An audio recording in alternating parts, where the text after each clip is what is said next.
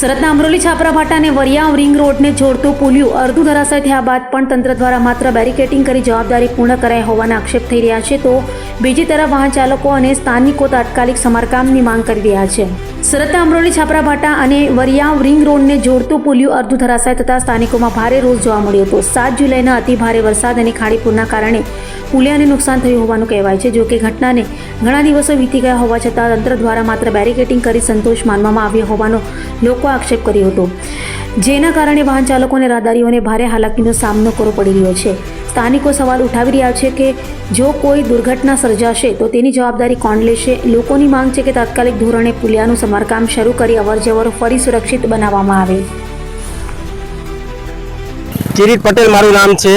અમરોલી છાપરા ભાટા road outer ring road ને જે connectivity જે પુલિયું છે ને એ પુલિયું આપણે 20 થી 25 દિવસ જેવું થયું. વરસાદને કારણે પુલિયું આખું ત્રાહિમામ થઈ ગયું છે. અવરજવર કરવા લાયક એ પુલિયું યોગ્ય નથી.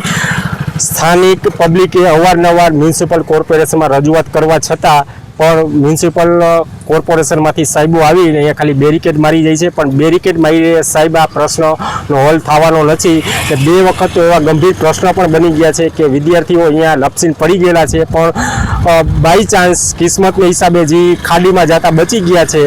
પણ મારું કહેવાનું તંત્રને એમ છે કે જ્યારે મોટી દુર્ઘટના થશે ત્યારે જ આ તંત્ર આપણે સુરતનું જાગશે. પણ મારું ખાસ વિનંતી તો તંત્રને અને આપણી ન્યૂઝ ચેનલના મારફતે મ્યુનિસિપલ કમિશનરને કહેવાનું એ છે કે તાત્કાલિક ધોરણે આ પુલિયું બનાવવામાં આવે, કેમ કે જે સ્થાનિક પબ્લિક અને જે વિદ્યાર્થી મિત્રોને છે તે અવ્યવસ્થાને અગવડતા ન જળવાય તે માટે હું અનુરોધ કરી રહ્યો છું. પ્લીઝ સાહેબ ને હું તમને એટલું ખાસ જણાવીશ કે આપણે જે તંત્રને વારંવાર અનુરોધ કરવા છતાં પણ તંત્ર બેરિકેડ મારીને એમ કહે છે કે આ પુલિયું બંધ છે તો તમે આમાં ફરીને રિંગ રોડ ઉપર તમે મુસાફરી કરો. પણ રિંગ રોડ ઉપર પણ મોટા વાહનોની અવરજવર હોવા છતાં તો વિદ્યાર્થીઓને ફૂલ ટ્રાવેલિંગ અને આપણે ટૂંકમાં સ્કૂલે જવાનું ફૂલ જોખમ રહે છે.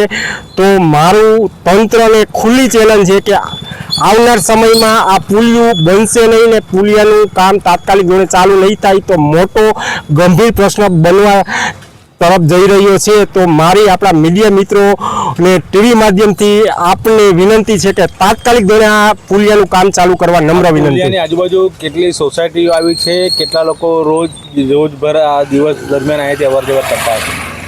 આ વિસ્તાર પુલિયાની આજુબાજુ મારા અંદાજ પ્રમાણે 20 થી 25 હજાર માણસો અહીંયા વસવાટ કરે છે ને 15 થી 20 હજાર માણસો અને સ્ટુડન્ટોની અવરજવર છે. તો આ ગંભીર એક પ્રશ્ન છે ને એક ગંભીરતાથી આ તંત્રને પ્રશ્ન લેવો જોઈએ ને તાત્કાલિક ધોરણે આ પુલિયાનું કામ ચાલુ કરવું જોઈએ.